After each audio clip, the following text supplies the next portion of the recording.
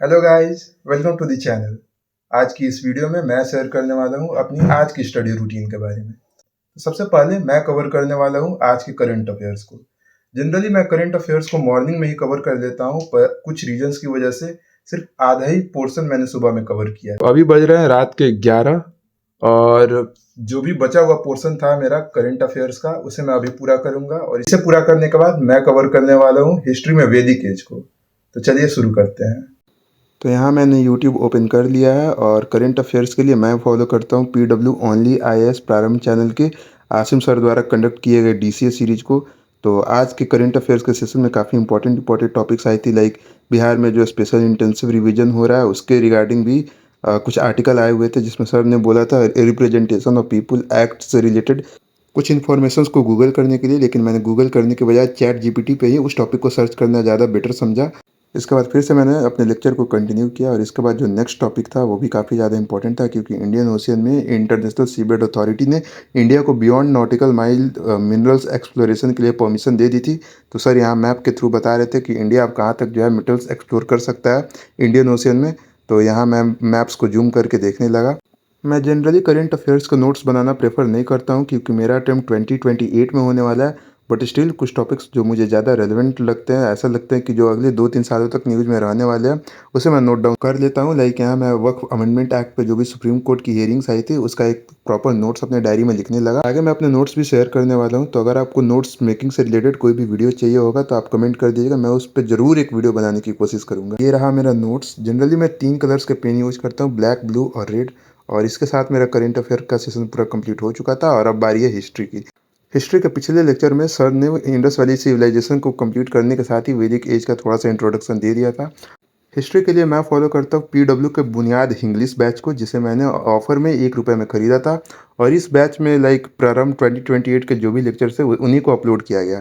तो मैंने यहाँ लेक्चर लगा दिया था और लेक्चर को मैं जनरली 1.5x या फिर 1.7x पे ही देखता हूँ। यहाँ क्लास स्टार्ट हो गई थी और सर जनरली स्टार्टिंग में पिछले लेक्चर में इन्होंने जो भी पढ़ाया हुआ होता है उसे एक बार रिवाइज करा देते हैं, जिससे कि पिछले क्लास की चीज़ों को रिवाइज करना काफ़ी आसान हो जाता है। तो यहाँ बैटल ऑफ दसराजन एक स्टूडेंट को डाउट आया था, तो सर यहाँ उसे ही रिपीट कर रहे थे।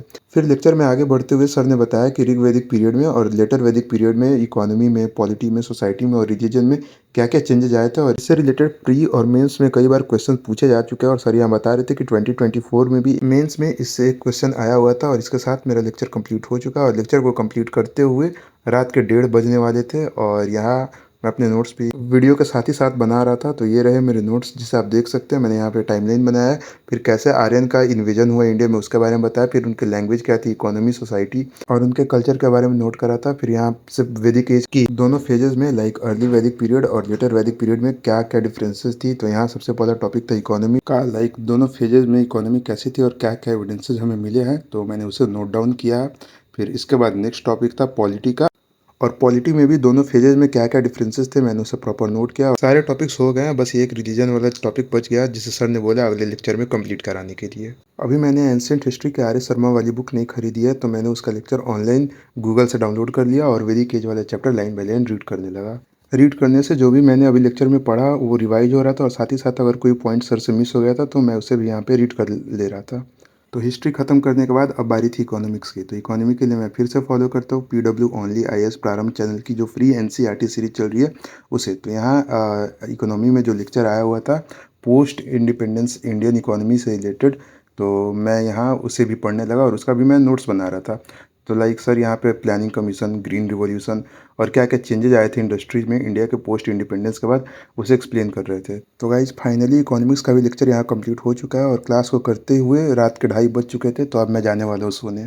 तो इकोनॉमिक्स के जो भी नोट्स मैंने बनाए थे मैं उसे भी आपके साथ शेयर कर दे रहा हूँ। तो ये पिछले चैप्टर का है, India on the eve of independence, जो मैंने फर्स्ट लेक्चर में पढ़ा हुआ था, जिसमें कॉलोनियल एरा में इंडियन इकोनॉमी कैसी थी उसके बारे में मेनली पढ़ाया गया था।